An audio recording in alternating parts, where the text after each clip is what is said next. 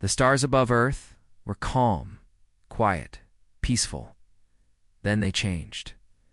Without warning, a crack opened in the sky. Not thunder. Right. Not lightning.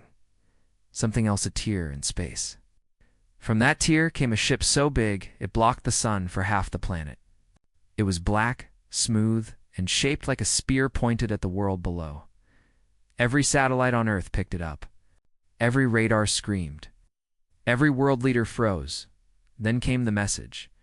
It wasn't in English. It wasn't in any human language. It came in symbols, burned directly into the minds of everyone on the planet. We are the Zarnax Empire. You will kneel. Resistance means death. Surrender in 10 rotations. The words were cold, flat, not a threat effect. People across the world stared at the sky. Some prayed, some screamed, some ran to bunkers. But inside the deepest military command centers, the reaction was different. In a hidden base in Alaska, General Ava Rowe stood over a glowing map of Earth. Red lights blinked across every major city. Military channels were full of noise, panic. She didn't panic? Is Project Thunderstrike ready? She asked calmly. A younger officer looked up. On standby. But the order, send the signal, she said. Ma'am, send it. The officer hesitated for half a second. Then he turned the key.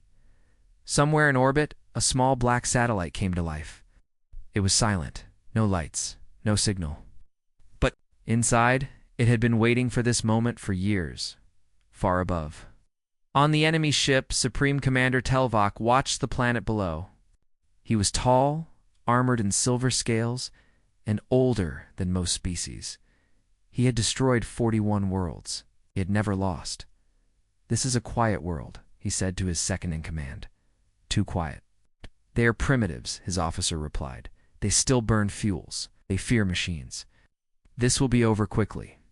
Telvok nodded. Perhaps, but I want an example. Destroy one of their cities. Which one? Telvok stared at the blue-green ball called Earth. Whichever speaks the loudest. In New York City, people were still screaming when the sky glowed red. A beam of light formed above the clouds. It grew brighter and brighter, and then something else happened. Another light. But this one didn't come from the alien ship. It came from the sky above it. A long, thin shadow fell like a knife. Telvok had no time to react. No shield was fast enough. No scan had warned them. A rod of tungsten, shaped like a spike, hit the ship at 14 kilometers per second. There was no explosion, just light then. Nothing. From the ground, it looked like the alien ship had blinked out of existence. In Alaska, General Rowe watched the screen as the massive red dot vanished. Direct hit confirmed, her officer said in shock. The command ship is gone. Rowe didn't smile. It wasn't their whole fleet, that was just the messenger. He nodded slowly. So, they'll send more. Rowe looked at the stars.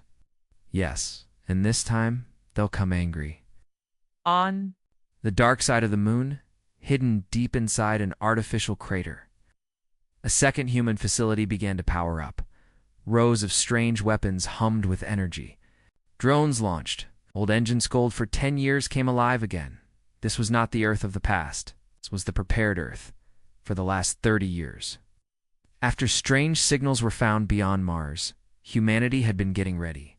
Not for war force survival. In the outer parts of the solar system, just past Saturn, more ships began to arrive. They were bigger, sharper, designed for invasion. The Zarnax Empire had received the news. The messenger was dead now. They were angry. But they still didn't understand. They thought Earth would scream. They thought Earth would kneel. They thought humans were weak. They were wrong. In the deserts of Australia, an ancient bunker opened for the first time in a decade.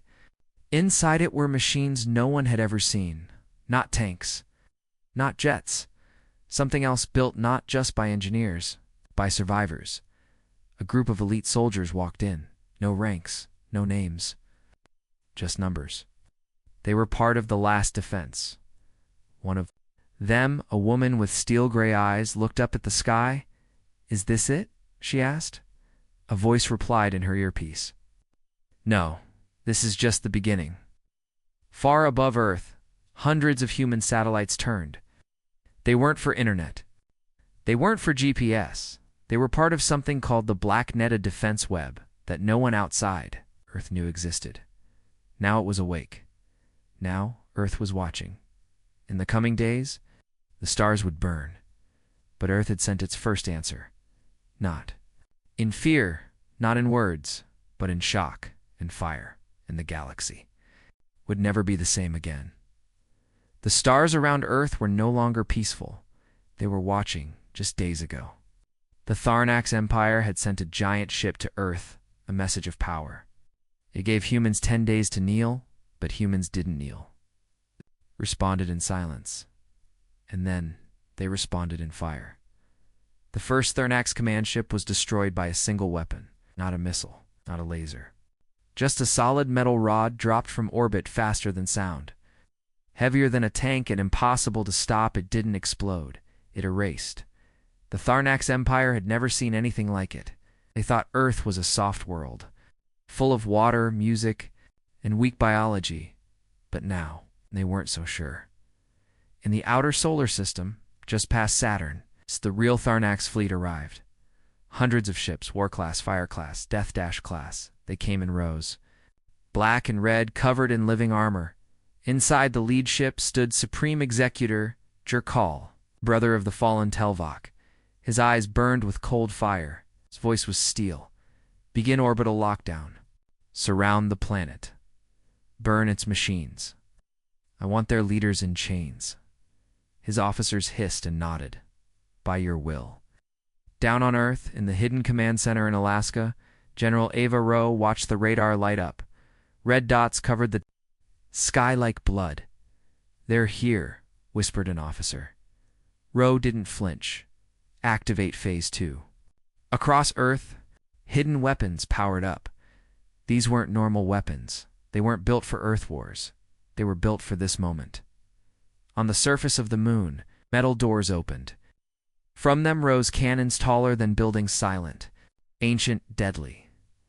They were part of Earth's last resort, Project Horizon. The Zarnax ships entered low orbit. Some pointed lasers at military bases. Others dropped metal pods filled with troops. The invasion had begun. But Earth had no intention of fighting on the ground. From the moon, the first energy pulse fired. It hit a Zarnax cruiser with no warning.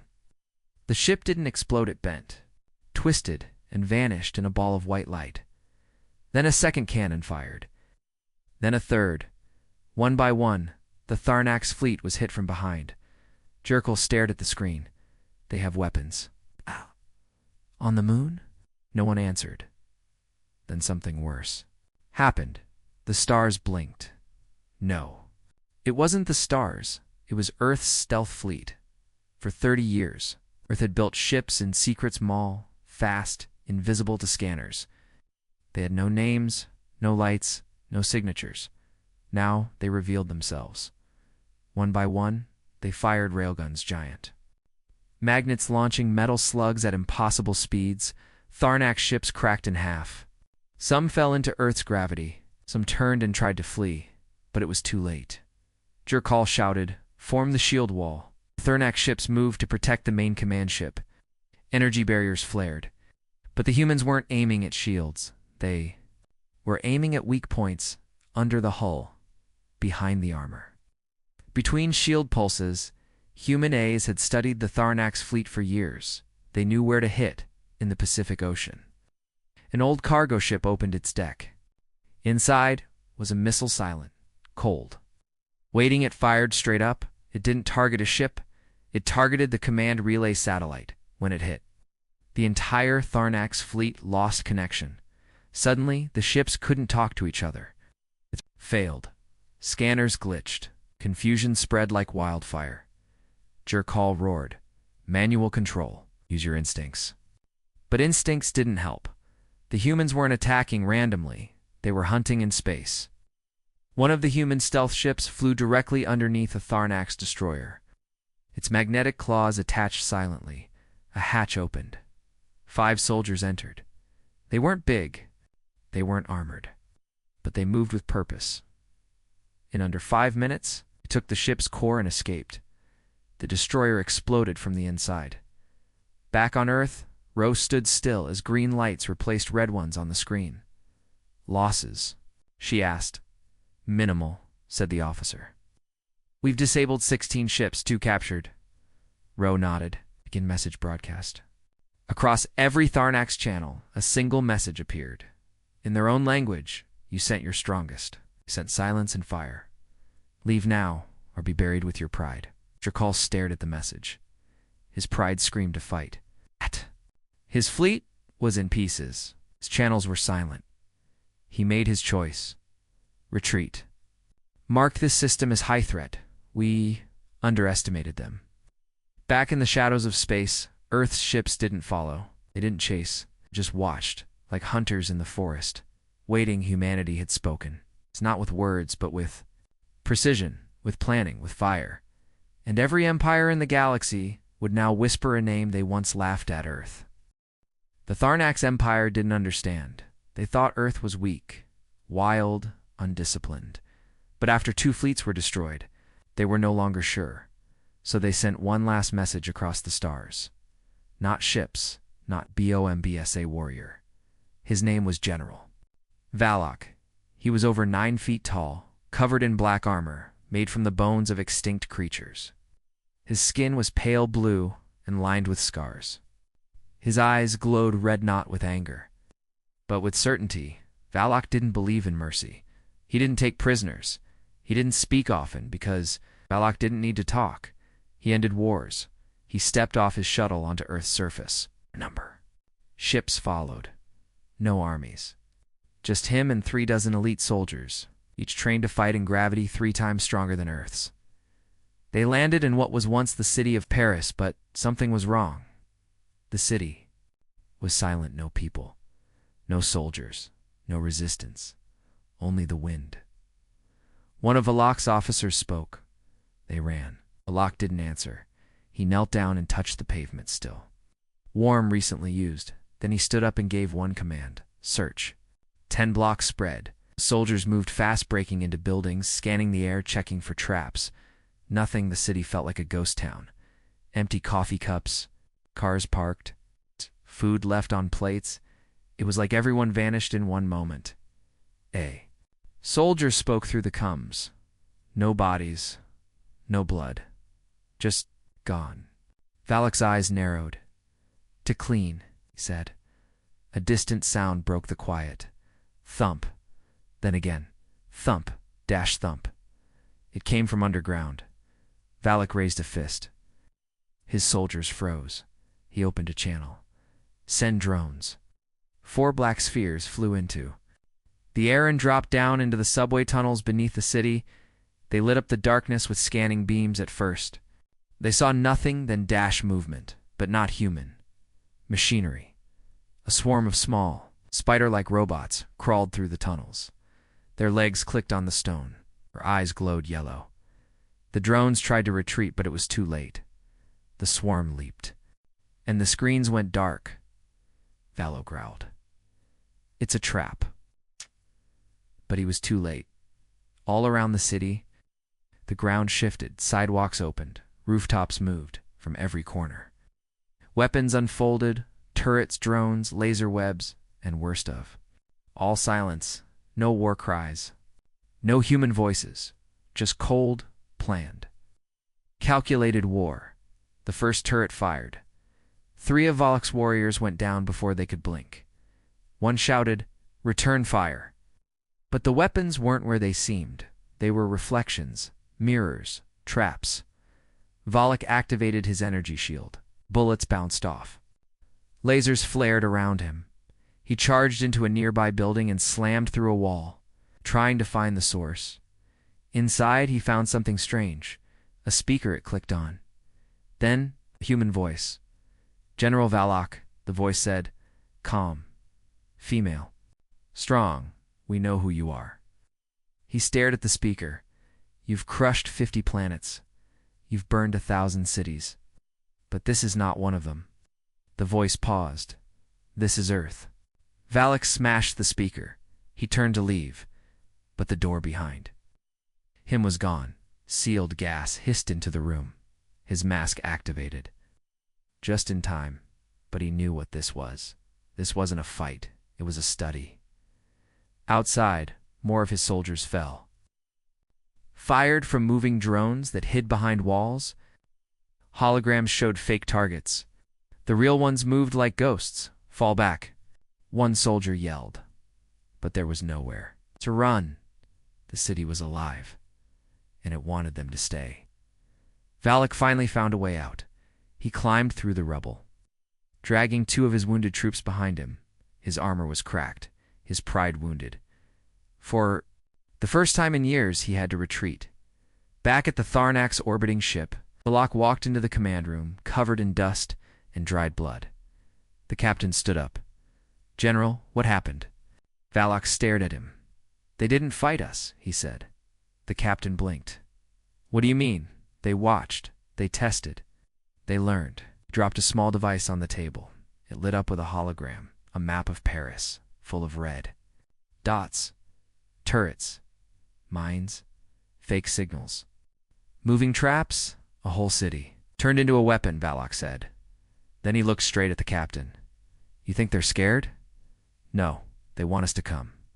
In the deepest part of Earth's command bunker, General Rowe received the full report.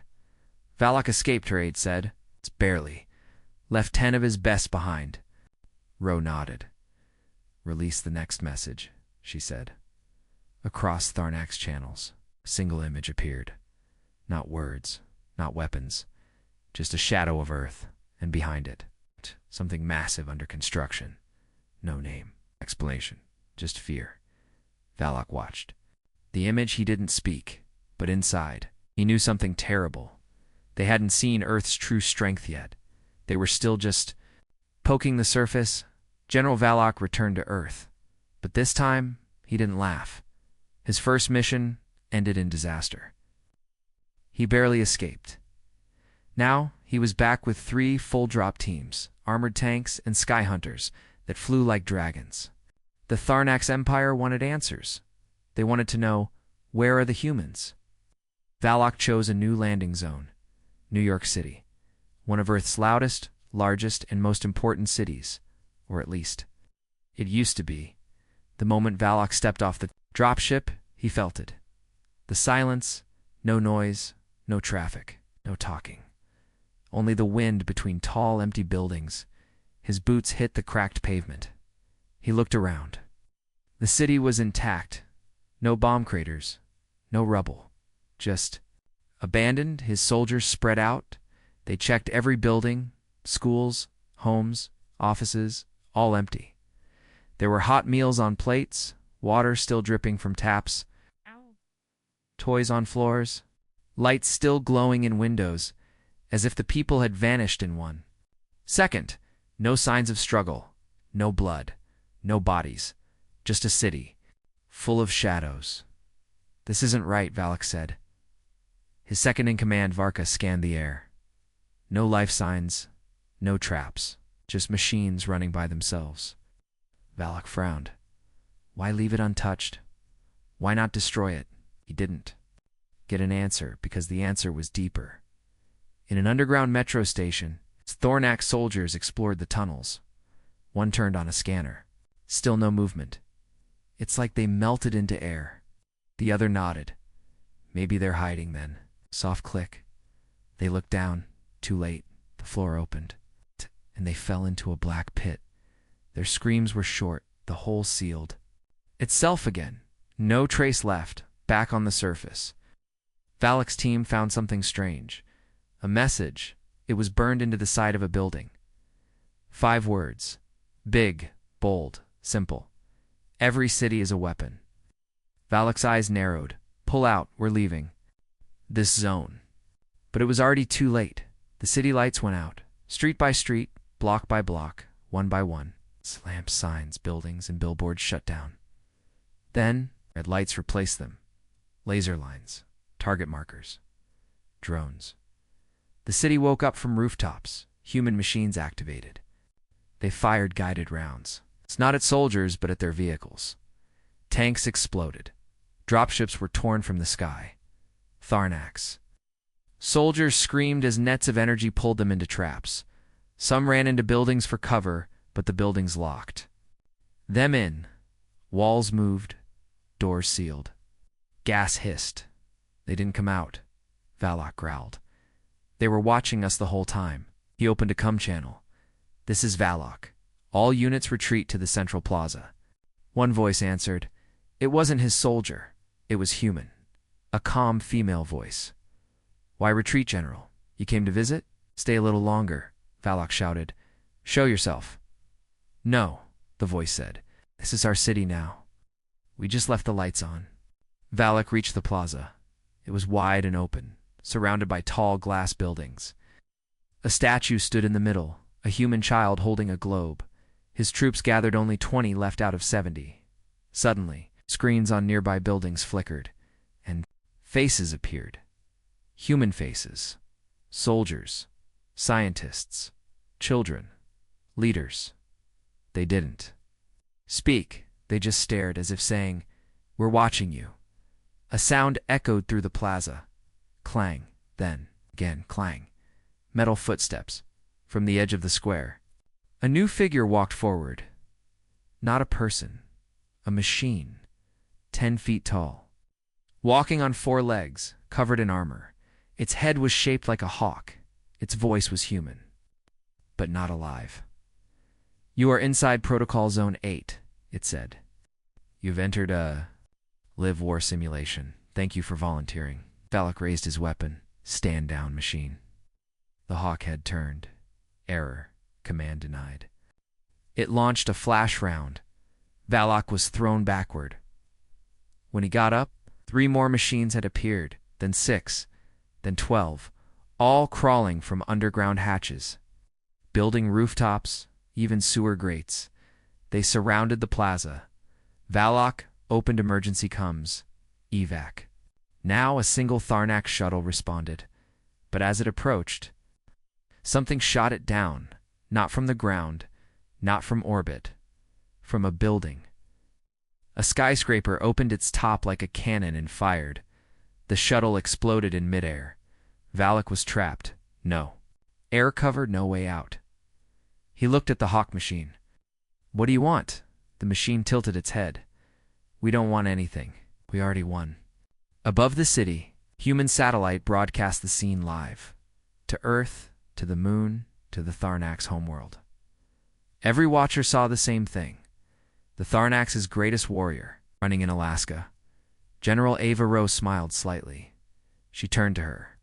Aid, send a message, she said. 3 words. Across every frequency, every screen, and every Zarnax ship, the message appeared. Next city ready. A small signal echoed through deep space. Weak, broken, full of static. A single voice said, This is Mars Station 6. They took it. We're under attack. Please help. Then silence. The Zarnax Empire intercepted it. It was perfect. After all, their losses are Earth's ambushes. Ghost cities. Hidden weapons. This was finally a chance to hit back. A human base, out in the open, is calling for help. Weak. Vulnerable. Alone. Supreme Executor Jerkal didn't hesitate. Send. In the Death Talons, secure the base, leave survivors. I want them scared. 4 Zarnax warships moved toward Mars. They landed near an old crater, surrounded by red sand and dust storms. Just beyond the ridge sat a large human facility, gray towers. Solar panels, a wide communications array blinking weakly. Everything looked damaged, burned, open, as if humans had lost control, barely escaped. Zarnax Commander Vale stepped. Out of her ship, surrounded by elite hunters in black armor, she smiled behind her breathing mask. Finally, they left the door open. The team entered through a wide airlock. No alarms, no defenses. Just flickering lights and soft human music playing from old speakers. It felt like a trap, but also too quiet, too easy, inside the base. The hallways were long and dark. Wires hung from the ceiling. Datapads lay scattered on the floor. A broken helmet floated in the air near the entrance to the command. Center.VUIL reached down and picked it up. Burned, scratched, blood on the edge. Real. This was no trick. One of her officers said, "They were attacked." Another added, "No. Bodies, though. No damage to the core systems. The door to the reactor is sealed. They left it locked." Raphael nodded slowly. "Break it open." It took 10 minutes to override the lock.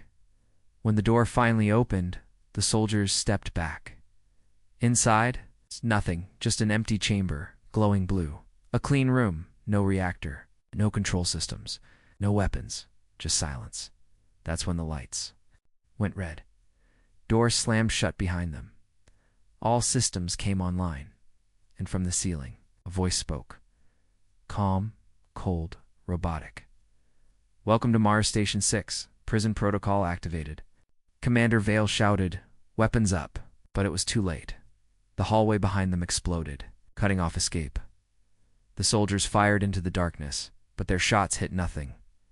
Inside the walls, small machines moved silent, crawling like insects. They weren't attacking, or watching, scanning every Zarnax soldier, tracking body heat, oxygen levels, weapon energy learning. "Cut through the wall," Vale yelled. "We'll blast out." One of her warriors aimed a plasma charge. It exploded on the wall. Didn't move. It didn't even dent. The walls weren't normal. They were made from an unknown material, alien, advanced, maybe even self-healing. And worst of all, they were alive in the control room, far above Earth. General Ava Rowe watched the feed. Mars Station 6 had worked perfectly. She turned to her aide. "Are we collecting full data?" "Yes, ma'am." "Thermal, audio, visual. The AI has adapted to their tactics." Rowe nodded. "Good. Let them learn fear." Back on Mars, soldiers were panicking. Some started firing wildly. Others tried to rip open vents. One was screaming. Another curled into a corner, whispering prayers in Zarnax tongue. Commander Vale remained still, eyes wide, mouth dry. This wasn't an outpost. This was a trap. A prison with no guards, because none were needed. The AI spoke again. "Hostiles detected. Study complete. Containment permanent." From the walls, mist sprayed out. Not poison, not gas. Something else, tiny particles that clung to their armor. Every Zarnax weapon turned cold. Every system failed. Their suits shut down. Then the lights faded. The chamber returned to silence. No alarms, no voice, just darkness, and the soft sound of breathing. Back on the surface, a human scout ship hovered over the crater. Inside, 2 Earth soldiers watched a screen. One of them asked, "Should we move in?" "Let the AI finish. We'll come back in 6 months. Maybe they'll be more talkative by then." Across Earth's military network, a new image appeared. It was a red circle with a black X through it, and below, the label Mars Station 6. Active prison. Do not enter. The Zarnax never sent a rescue team. They didn't respond. They didn't speak about it because for the first time, they had no explanation. No reason. No victory. Just disappearance in the galactic black markets. Rumors spread fast. They said Earth didn't build prisons. They built the prisoners in. And Mars. Mars wasn't just red because of dust anymore. It was red because of warning. The Zarnax Empire had lost soldiers on Earth, lost ships in orbit, lost teams in ghost cities and traps, and now they'd lost a full strike force on Mars. No signal. No survivors. No answers. So this time, they changed their plan. No landings.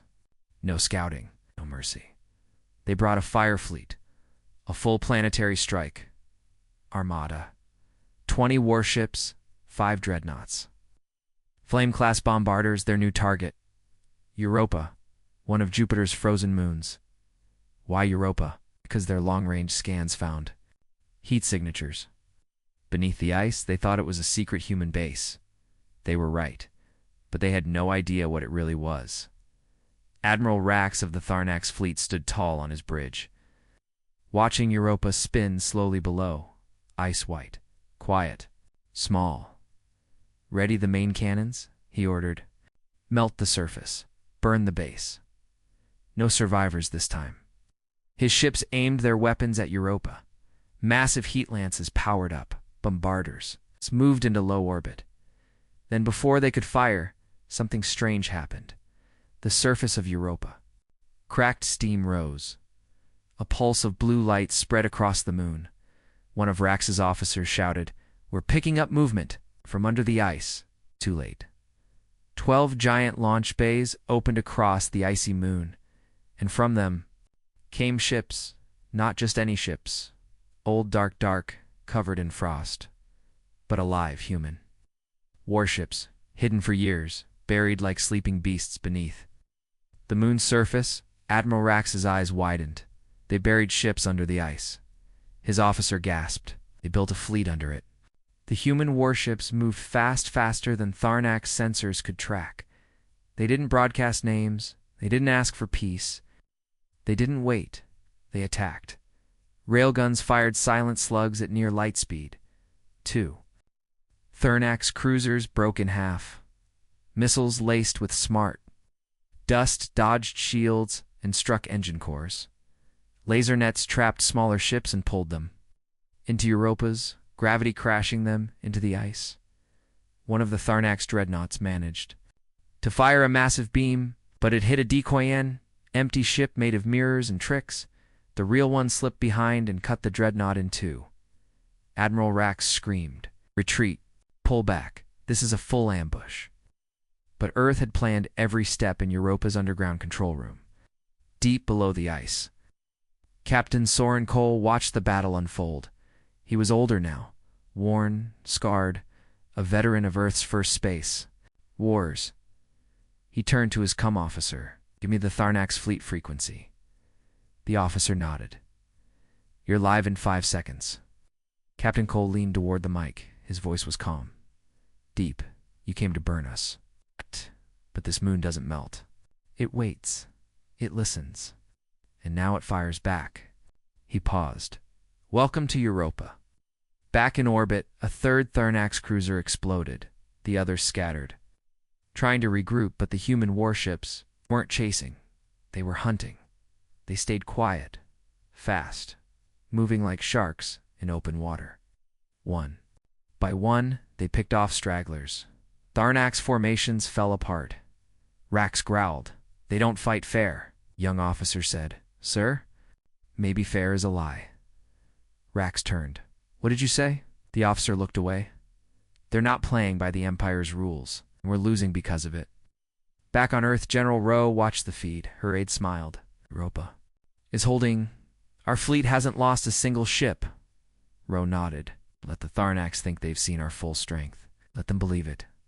"Why?" the aide asked. Rowe stared at the screen. "Because the real surprise isn't under the ice. It's behind Jupiter. Behind the massive gas giant, hidden in its shadow. Something moved. Something big. Too big for a normal ship. It was Earth's new weapon, the Ark of Wrath. Still quiet. Still watching. Still waiting. Back at Europa, the final Zarnax ship tried to escape. But before it reached safe jump distance, 3 human ships surrounded it. Captain Soren gave the order, "Disable it. Let it live." His second-in-command raised an eyebrow. "Why let them go?" Soren smiled. "So they can tell the story." The last ship limped away, its hull burned, its memory full of terror. And behind it, Europa was silent once more. In galactic space, whispers spread.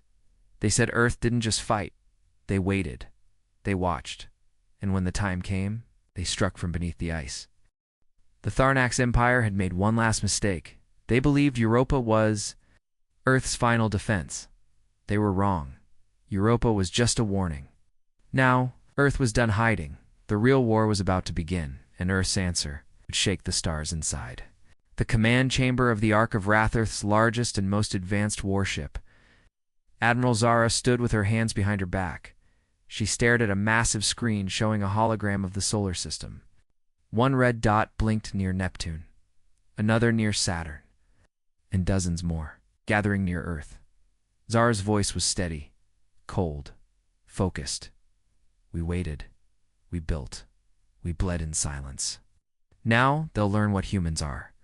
When we stop holding back, behind her, the crew worked without fear. No panic, no shouting, only precision, only purpose. Because they knew this was the final push. Above Saturn, the remains of an old orbital station flickered as Zarnax forces regrouped. Admiral Vorsky, the second in command of the Empire's attack fleet, had taken control after Rax's retreat. His ships were damaged. His soldiers shaken, but he still had numbers. He still had firepower. And he still believed. Earth could be crushed if he hit fast enough. Send all ships, Vorsk growled. No more half measures. We burn Earth now. As his ships jumped toward Earth's orbit. Didn't know what waited for them, because Earth's fleet had already launched. Hundreds of ships, not just from Earth, but from Mars. Europa, Titan, in the asteroid belt. Even mining rigs had been turned into war machines. Old cargo. Ships now carried weapons. Satellites had been armed. The entire system had become a battlefield, and leading it all was the Ark of Wrath. A ship so large, its shadow could block out a small moon. Its engines burned blue fire. Its weapons could crack K-planet's crust. But the scariest thing about it wasn't the firepower. It was the message burned onto its side in giant ancient English letters. We don't start wars, we finish them. As the Zarnax armada dropped out of warp above Earth, alarms rang across their bridges. Not because of Earth's size, not because of its shields, because of what stood between them and the planet. Thousands of drones, hundreds of ships, and one giant warship aiming straight at them. Admiral Vorsk stared at the screen. His voice shook. "What is that?" The voice came over open channel, calm, human, heavy with warning. "Sent your strongest, you sent your fire. I send our answer." The signal cut, and the Ark of Wrath opened fire. The beam wasn't just light, it was pressure. It sliced through the one. It sliced through the lead Zarnax ship like paper. Drones swarmed the rest, targeting weak points. Human ships came, in waves, firing, dodging, vanishing behind stealth fields and reappearing behind enemy lines. It wasn't a battle, it was an execution. Inside one Zarnax ship, a young pilot screamed, "They're inside the hull!" "We can't then." Silence. From Earth's orbit, Admiral Zara gave short, sharp orders. Disable some, destroy the rest. Let a few escape. Her second-in-command frowned. Again, why let any go? Zara turned, her eyes cold. So they spread the truth. Back in the galactic core, where the Council of Empires once laughed at Earth, new reports arrived every hour. First, the Empire's Mars base, gone. Second, the Europa fleet. Third, the final armada, broken now. Earth's fleet was no longer defending, it was advancing. Near Pluto, Earth ships were building gates. On Saturn's moons, new bases rose. And human forces were moving outward toward Zarnax space. The Empire that once ruled the stars now faced a war they could not win. Not against weapons, not against numbers, but against human will. Admiral Vorsk, aboard his crippled dreadnought, gave his final order: send a message to the High Emperor. Tell him. Oh. Earth doesn't fight like us. They become war. And across the galaxy, that message echoed. They sent their strongest. Earth sent a message in shock and fire. But the war wasn't just ending. It was changing, because Earth wasn't fighting to survive anymore. They were fighting to finish. The galaxy was burning. Not from Earth's bombs, but from fear. Fear of what they had awoken. Fear of what they had ignored. And now, fear the message coming next. High above the Zarnax homeworld, the skies turned red. Not from their own suns, but from the engines of Earth's warships entering orbit. Massive, silent, unstoppable. Not one. Not a few. But an entire fleet.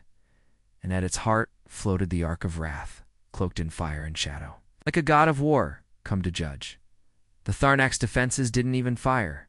They had seen the other. Battles, they knew resistance meant only one thing: annihilation. Inside the palace, Emperor Thale stood frozen. His generals whispered around him. We should surrender. We should run. We should kneel. But he knew the truth. Earth would not accept surrender. Not anymore, they had warned. They had waited. They had been mocked, and now they had come to speak. One final time, signal arrived. Not a missile, not a drone. It's just a signal. Simple, clean, unstoppable. It took over every screen, every broadcast. Yes. Every device across the empire. From high generals to farmers on moons, they all heard it. ahumanvoice.com/deep. Certain, it was Admiral Zara. You called us primitive. You called us weak. You sent your fleets, your monsters, your strongest. But you forgot one thing. Humanity remembers. Every life you took, every city you broke, every child you left crying in the dark. We remember, and now you will too. Screen flashed, one by one. Planets the Zarnax had taken were now free. Rebellions had started because of Earth's message, and not just humans, other species. Once too afraid to fight, now rose up because Earth had shown them the truth. Empire could bleed. The empire could fall, and all it took was someone willing to stand in the palace. Emperor Thale fell to his knees. Around him, silence. Outside, human ships drifted like cold stars. Then came the final signal. Just 6 words, burned into every memory core, echoed in every transmission, etched into history. We were quiet. You were warned. The Ark of Wrath didn't fire. It didn't need to. The empire collapsed from within. Commanders surrendered. Slaves became warriors, and Earth just watched. On Earth, people gathered in the streets, not to celebrate destruction, but to remember the price. Every name lost in the first invasion, every station destroyed, every soldier who never came back. A moment of silence was held across every colony, not out of sadness, but respect inside the Ark. Admiral Zara looked out over the stars. The war was over, but something greater had begun, peace earned. Not begged for, and fear not of humanity's weapons, but of their will. Back on the Galactic Council's capital, a new message was received, a simple request. It's from Earth, no demand, no threat, just one sentence: we will join the Council, but never again as prey. The galaxy understood. Earth had not come to conquer. They had come to end the age of empires, the age of fear, and from that day forward, whenever a fleet appeared in the dark, whenever someone threatened peace, whenever anyone forgot the cost of arrogance, they remembered that story, the one carved in war and told in fire. The galaxy sent their strongest. Earth sent a message written in shock, fire.